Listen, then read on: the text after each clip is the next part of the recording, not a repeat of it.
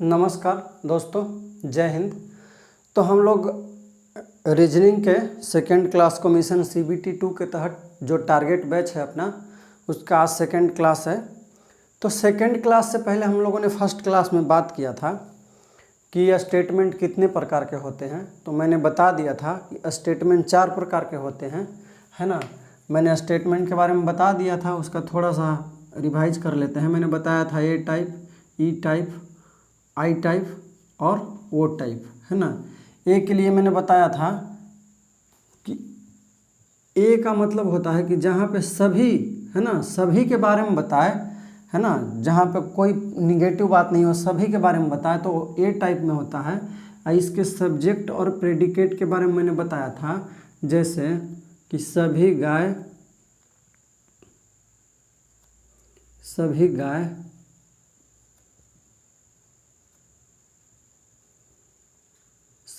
हाथी हैं, सभी गाय हाथी है।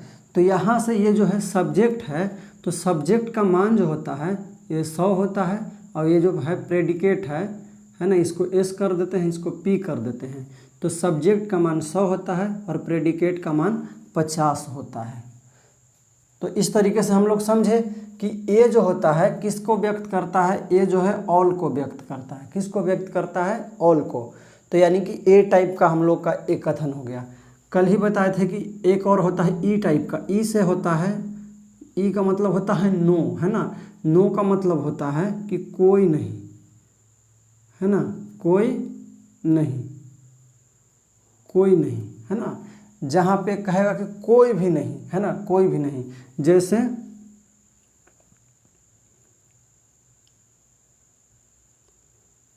कोई गाय हाथी नहीं है, कोई गाय हाथी नहीं है, कोई गाय हाथी नहीं है। तो इसको देखिए हम, यह क्या आ गया, ये निगेटिव आ गया। ये जो था पॉजिटिव था, लेकिन ये क्या आ गया, निगेटिव आ गया। ये निगेटिव आ गया तो मैंने बताया कि कोई गाय हाथी नहीं है, और मैंने कल ही अच्छे से बता दिया है आपको कि एक होता है सब्जेक्ट और एक होता है प्रेडिकेट। तो जैसे ही नो का केस आएगा, कोई हाथी नहीं है, तो इसमें सब्जेक्ट का भी मान 100 होता है और प्रेडिकेट का भी मान 100 होता है।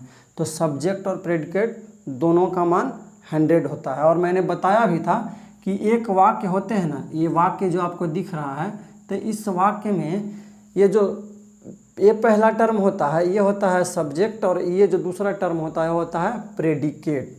तो मतलब आप समझ ही गए होंगे, कल मैंने इसके बारे में अच्छे से बताया है।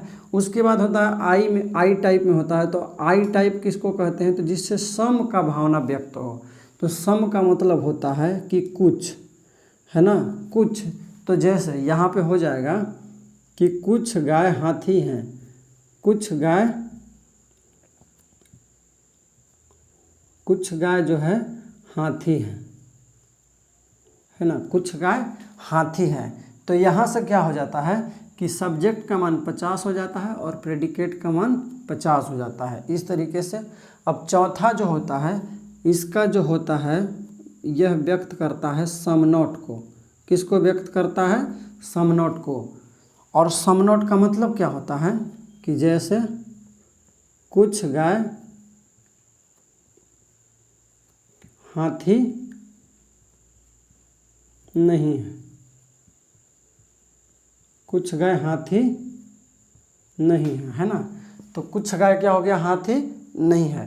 तो मैंने बताया था कल कि निगेटिव जहाँ पे आता है ना, तो निगेटिव में जो होता है, जहाँ पे नहीं रहेगा, जैसे देखिए कोई गाय हाथी नहीं है, तो कोई गाय हाथी नहीं है, तो गाय पे हो जाए मान 100 और हाथी नहीं है, या कुछ गाय हाथी नहीं है। तो कुछ के लिए मैंने बताया था कि 100 और 50 दोनों लगता है। तो सब्जेक्ट के लिए हो जाता है 100 और प्रेडिकेट के लिए हो जाता है कितना, 50। यहाँ पे ध्यान रखने वाली आप लोगों की बात यही है कि ये होता है पॉजिटिव और ये होता है निगेटिव। तो 4 टाइप के स्टेटमेंट होते हैं, जिसमें 2 निगेटिव और 2 पॉजिटिव। AEIO, है ना, 4 टाइप के स्टेटमेंट होते हैं। और स्टेटमेंट में सब्जेक्ट एंड प्रेडिकेट का मान ही, समझें, यही निर्धारण करेगा कि हमारा निष्कर्ष है कितना जल्दी और कैसे निकलेगा। तो इस तरीके से इसको समझ ही गए होंगे और आपको याद भी हो गया होगा समझ के। देखिए ये ध्यान रखना है कि जहाँ पे भी आ गया ई टाइप का स्टेटमेंट है ना, ई टाइप का स्टेटमेंट आ गया तो ई टाइप के स्टेटमेंट में क्या होता है, नो, कोई नहीं। तो इसमें सब्जेक्ट और प्रेडिकेट दोनों का जो वैल्यू होता है वह क्या होता है, 100 होता है। और दूसरा मैंने बताया कि सम नोट में जो सब्जेक्ट का मान होता है वह क्या होता है 100 और प्रेडिकेट का मान क्या होता है 50। और ऑल में तो बताया ही है कि ऑल में जो होता है सब्जेक्ट का मान 100 और प्रेडिकेट का मान कितना 50। और सम में सब्जेक्ट और प्रेडिकेट दोनों का मान जो होता है 50-50 होता है। तो अब हम लोग स्टेटमेंट को समझने के बाद हम लोग चलते हैं किस पे, कंक्लूजन पे, निष्कर्ष पे। तो निष्कर्ष पे हम लोग जब चलते हैं तो हम लोग देखते हैं कि निष्कर्ष किसे कहते हैं, निष्कर्ष कितने प्रकार के होते हैं, हम लोग कैसे निष्कर्ष को निकाल सकते हैं। तो हम लोग देखते हैं।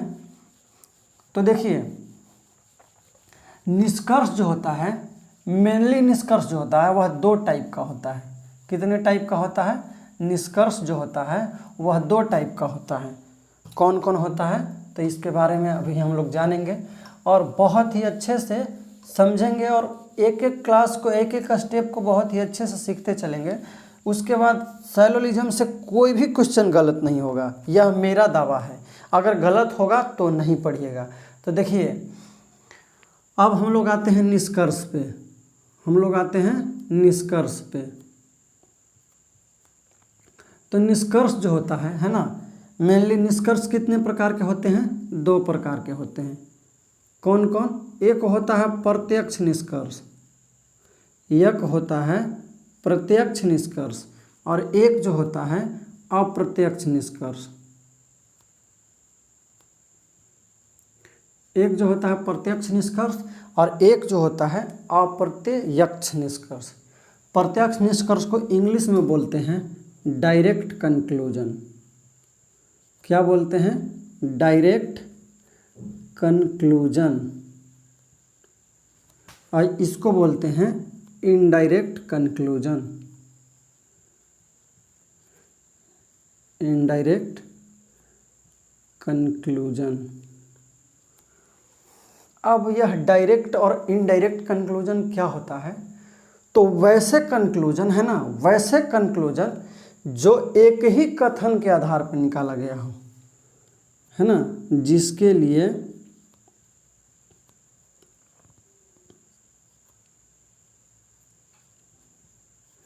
केवल एक ही कथन आवश्यक हो, एक ही कथन जरूरी हो। तो वैसे निष्कर्ष जिसके लिए केवल एक कथन की आवश्यकता होती है ना, उसको क्या बोलते हैं, डायरेक्ट निष्कर्ष, है ना, प्रत्यक्ष निष्कर्ष। और जिसके लिए, है ना, कम से कम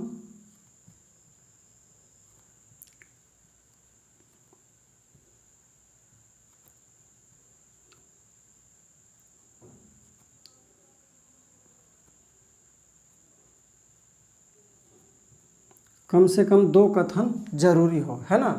तो क्या हो गया, वैसे निष्कर्ष जो केवल एक ही कथन के आधार पर निकाला जाता है उसको बोलते हैं हम लोग प्रत्यक्ष निष्कर्ष। और जो निष्कर्ष कम से कम 2 कथन के आधार पर निकाला जाता है तो उसको क्या बोलते हैं, अप्रत्यक्ष निष्कर्ष, इनडायरेक्ट कंक्लूजन। तो अब इसको हम लोग समझने के बाद अब हम लोग चलते हैं कि निष्कर्ष कैसे निकालते हैं। तो देखिए निष्कर्ष कैसे निकालते हैं, तो निष्कर्ष निकालने के लिए आप लोग को एक कॉन्सेप्ट बताएंगे, है ना, खर्चा और आमदनी का।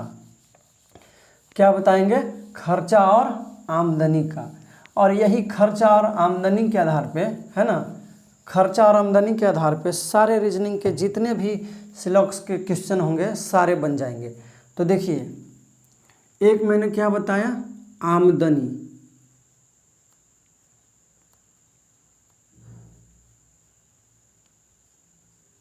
आमदनी को ही क्या बोल सकते हैं, कमाई। और दूसरा होता है क्या, खर्चा। क्या होता है? खर्चा। तो अब यहाँ पे बहुत ही ध्यान से समझिएगा कि जो हमारा कथन होता है,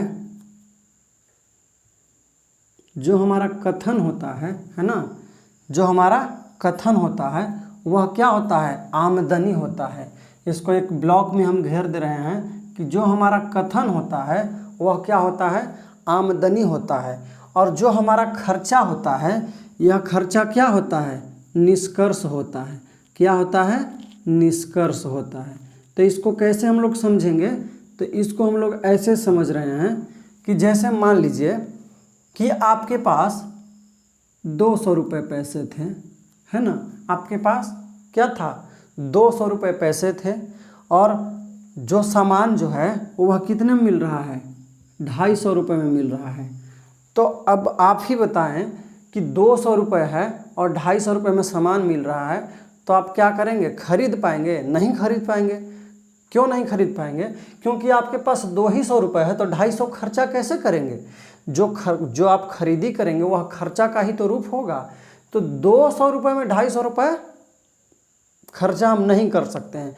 तो इसका मतलब क्या निकला कि अगर हमारी आमदनी 200 रुपये है तो हम 250 रुपये खर्चा नहीं कर सकते हैं। चलिए उसी तरीके से हम लोग चलते हैं, जो अपना मेन काम की बातें हैं उस पे चलते हैं। तो देखिए, अगर कभी भी आप 100 रुपये कमा रहे हैं तो आप 100 रुपये खर्चा कर सकते हैं और 50 रुपये खर्चा कर सकते हैं। अगर आप 100 रुपये कमा रहे हैं तो 100 का 100 रुपये भी खर्चा कर सकते हैं, और 100 में से 50 रुपये खर्चा करके 50 रुपये बचा भी सकते हैं। दोनों केस हो सकता है। लेकिन यदि मान लें कि आप 50 रुपये कमा रहे हैं, जब 50 रुपये कमा रहे हैं तो आप 50 रुपये तो खर्चा कर सकते हैं, लेकिन 100 रुपये का खर्चा कर सकते हैं आप? तो आप कहेंगे कि नहीं, जब हम 50 रुपये कमा रहे हैं तो 100 रुपये खर्चा कैसे करेंगे? और अगर नहीं तो क्या हो जाएगा? बर्डन हो जाएगा, किसी से कर्ज लेके करेंगे। तो यहाँ उसको नहीं काउंट करना है। आप ये देखना है कि बिना कर्ज में हुए आप 50 रुपये कमा के क्या 100 रुपये खर्चा कर सकते हैं? तो नहीं। तो यहाँ से हम लोग क्या समझे कि यदि हम 100 रुपये कमाएंगे तो हम 100 रुपये भी खर्चा कर सकते हैं और 50 रुपये भी खर्चा कर सकते हैं। और यदि हम 50 रुपये कमा रहे हैं तो केवल हम 50 रुपये ही खर्चा कर सकते हैं, 100 रुपये खर्चा नहीं कर सकते हैं। तो अब हम लोग इसको समझ गए होंगे।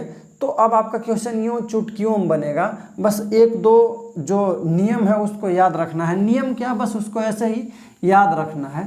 तो याद कैसे रखना है? तो देखिए याद कैसे रखना है। तो हम अभी जो चल रहे हैं, अभी हम जो चलते हैं उसका पहला निष्कर्ष हम लोग निकालेंगे, जिसको बोलते हैं प्रत्यक्ष निष्कर्ष। क्या बोलते हैं? प्रत्यक्ष निष्कर्ष। क्या हो गया ये? प्रत्यक्ष निष्कर्ष। क्या हो गया ये? प्रत्यक्ष निष्कर्ष। प्रत्यक्ष निष्कर्ष निकाल रहे हैं। तो प्रत्यक्ष निष्कर्ष निकालने के लिए एक ध्यान रखना है कि आपका क्या हो गया? पहला कथन ध्यान रखना है कि आपका कथन जो होता है वह आमदनी होता है ना, या कह सकते हैं कि कथन जो होता है वह कमाई होता है। क्या होता है? कथन जो होता है कमाई होता है, और निष्कर्ष जो होता है, निष्कर्ष जो होता है वह क्या होता है? खर्चा होता है। तो निष्कर्ष क्या हो गया? खर्चा हो गया। दूसरा, अगर कथन धनात्मक है ना, धनात्मक कथन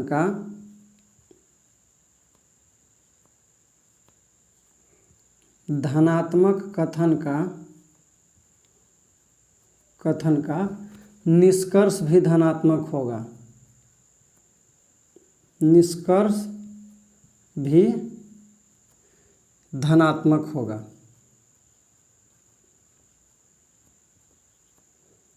धनात्मक कथन का निष्कर्ष भी धनात्मक होगा। और तीसरा, ऋणात्मक कथन का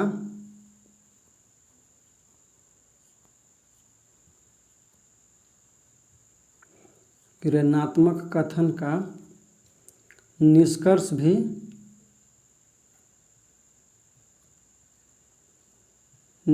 भी क्या होता है? ऋणात्मक होता है। निष्कर्ष भी क्या होता है? ऋणात्मक होता है।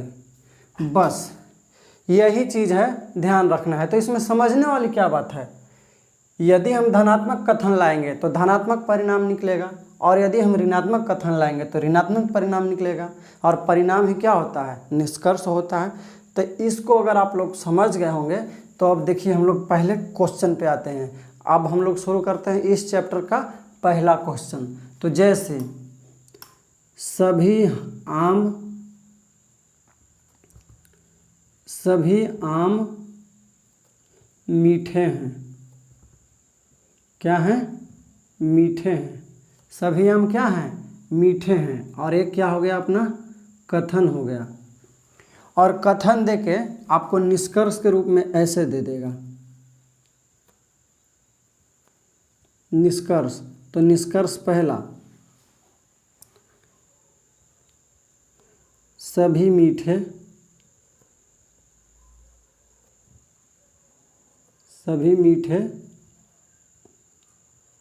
आम हैं। सभी मीठे आम हैं। दूसरा निष्कर्ष दे देगा, कुछ आम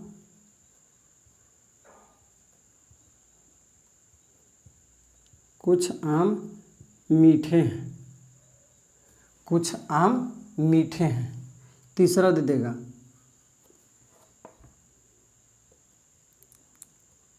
कुछ मीठे आम हैं। कुछ मीठे आम हैं। चौथा दे देगा, कोई आम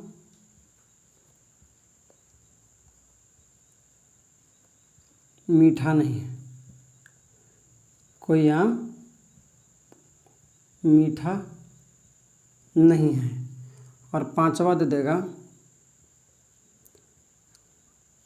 कुछ आम